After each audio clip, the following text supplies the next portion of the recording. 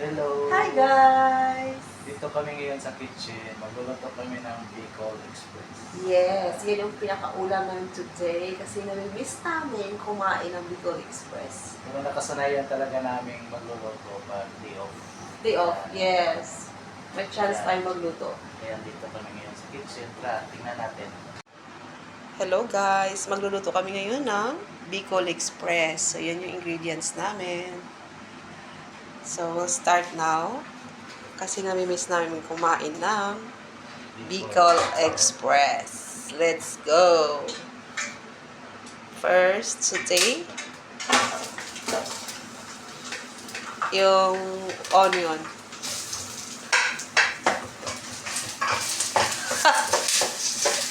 Sarap to guys.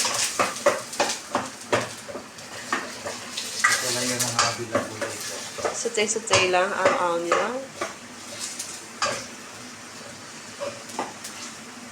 Next is, ilalagay na natin yung Luya. luya. Wow, smells good. Ang bango. Ingredients pa lang, ano pa lang, yung mga onion at saka yung ginger pa lang, bango na. Pwede na ito ulam. Ulami na daw yun, guys. Saan pala yung gata? Meron tayo tayo. Meron tayong gata. Yes, lagay na natin si garlic. Yan. So, yummy to, guys. Nilalagay ba yung ano, yung sili? Ay, mamaya na yung sili daw. So, gisa-gisa muna. Mikos-mikos na. Mikos-mikos daw muna. Mikos-mikos. So, ngayon, ilalagay na natin si pork. Yan. Guys, bihira dito may pork. So, naglakad pa kami ng malayo bago makahanap ng pork. Ang pork dito, puro taba. Tsaka, unfortunately, hindi siya fresh. Pero pwede na. Pag nami-miss mo yung ganitong pagkain, you know, wala naman tayo sa Pilipinas. So, mahirap. Pero, Yan. masarap to. Tapos takpan muna natin para So, we'll cover. Gisa-gisa muna. Takpan muna ni chef. para Yun. Smikos natin siya. ito guys, may kasmikos siya. Palit muna kami. Yan. Kailangan mo na siyang ma-absorb yung mga tubig-tubig. Ay, lagyan pala natin ng asin. Yan. Tapos lagyan ng kunting asin para kumapit yung lasa. Bakit ano yan? Ito malapit kaya. Kunting seasoning. Tapos, Yan. saan yung paminta? Yan. So, dyan sa loob. Tapos kunting paminta. Wala dami. Okay na yan kung dagdag lasa yan. Good. So, musok na maya-maya. Susunod na tayo. Yay! Yan. Tapos mikos-mikos naman. Yan guys. Sa usok pa lang guys, pwede nyo nang ulamin yan. Sobrang bango. Pwede na siguro Yung sili. sili na napakarami. Sili para kumakapit yung anghang. Kasi ang sili kasi dito guys, ano siya pag hindi mo siya isali sa hindi siya masyadong mag-anghang. So yan. Oh, colorful na siya. So ito guys, yung available na coconut milk. Ilalagay namin mamaya yan sa aming Bicol Express. Easy open can. Walang fresh dito, kaya wala lang. Yan lang. Ganyan na lang. Magtsaga tayo kung anong meron. Okay? Tapos diretso na natin yung gata. Para panlaga. Ito na yung ginawa namin panglaga para mas masarap siya. So yan. Kasi madami naman yung gata namin. So ito na yung ginagawa namin panglaga. Oh, sarap. So, Ayan guys, kumukulo na.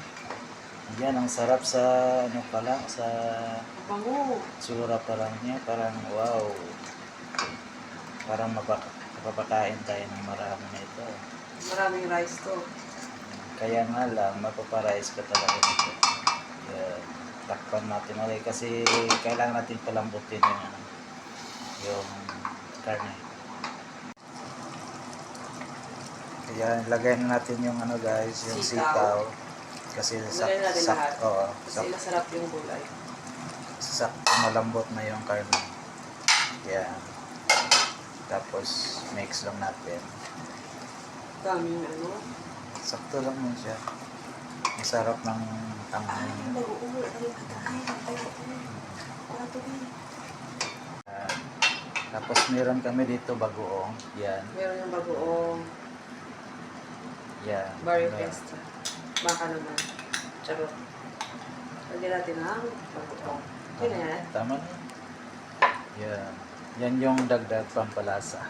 Yes. So, by the way, super anghang guys. Pero itong bagoong na to, Philippine made siya eh. Kaya ito din yung napili namin para mas masarap lagay.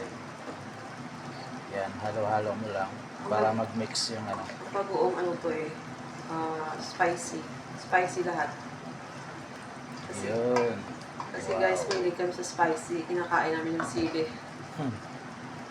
Sili lang kulang sa amin. Lapit na. Takpan natin kahit mga 5 minutes. Yan. Ito na yung finished product natin guys. Wow, sarap. Hi guys! Okay, let's eat guys. kain na kami. Ito yung luto natin kanina. Ito na yun, Miguel Express. Na mayam. Tapos may mukbang, kunting rice na. Ayan. Kunti lang yung rice namin guys. Kain tayo. Grabe. Sasabihin ko na lang sa inyo kung ano yung lasa. Turahin na natin. Tapos may kunting kantura. Yan ang kasi gusto ko yan. Salamat Lord sa food. Kain tayo.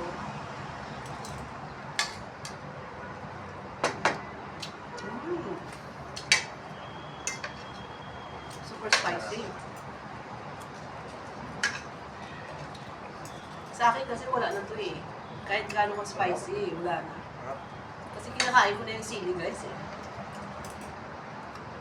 Oh. Sarap.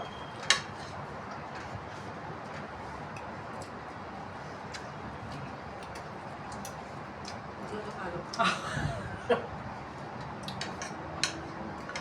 Ito guys, may sili pa. Yan. Dapat naman pinakain. Hindi na nakakain na. Nagpunta. Ha?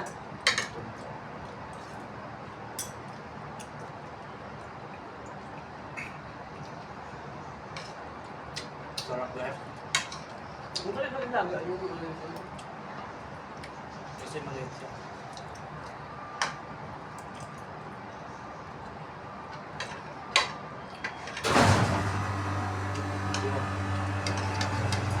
Aircon yun guys, aircon.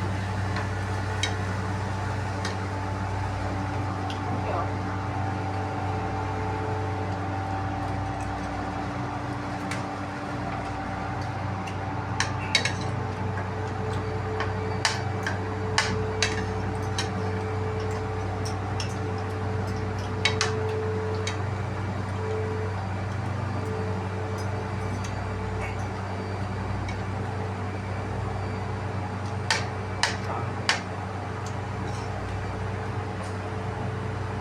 Sobrang mahal. Sobrang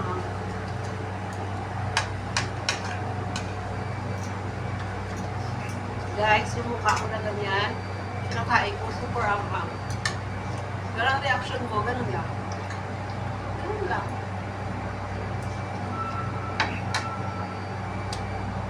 Kaso mo pag yung ganitong ulam kasi paparayas ka pa naman. Ang madami ko ng rice.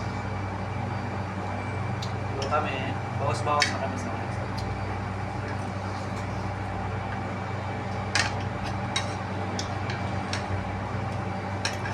Sa outdoor pala kami kumakain. Sa susunod papakita namin sa Angel yung mga pwede. So dapat, Sa Dito kami nung building kumakain. Lumabas kami sa balcony. Kasi, hindi kasya sa room.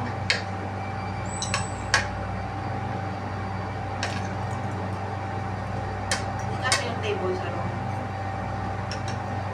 Kaya dito kami sa balcony, meron kami table na maliit.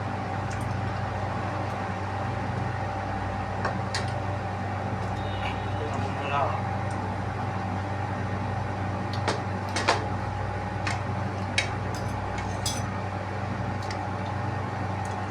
Ano mula sa amin? Tapos yung tao. Best friend mo sitaw. Guys, best friend niya yung sitaw. Nakakagaling yun sa kanya. Sarap?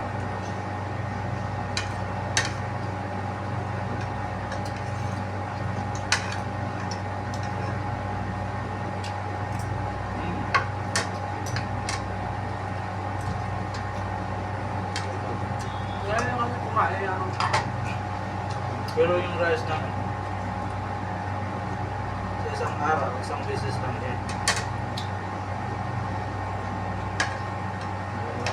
Saka lang yung tayo kumain ng ganito. Mostly kasi sa morning, pag morning hindi kami kumakain. Kami lang. Tapos, yun, coffee, tapos saging. Parang ito yung pinaka-cheat day natin na Ito madami yung kaya namin ngayon. Pero after, wala na. Kunti-kunti na lang. gusto na yung shot. Langhang. Tapos ito grabe ang anghang. Grabe pa yun sa lagay na yan. Ganyan na yung face ko pag maanghang. Pag naanghangan, ganyan lang.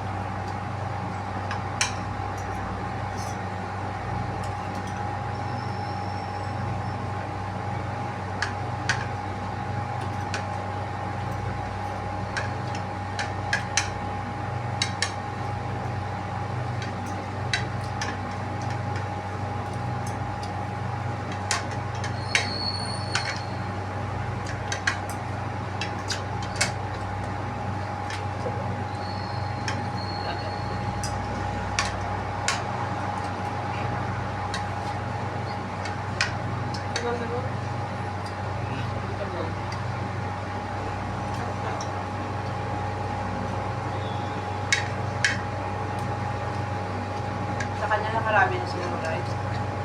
Sa akin yun na yung ano ako, yun na yung music.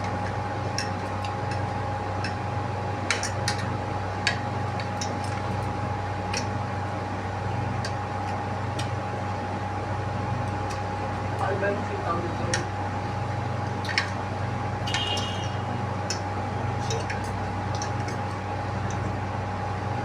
Hindi ko kami taga-ilaga.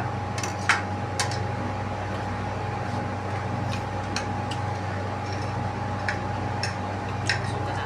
Busog na ako. Kakain ito guys. Baka mamaya. Hindi tayo makalakad. Go.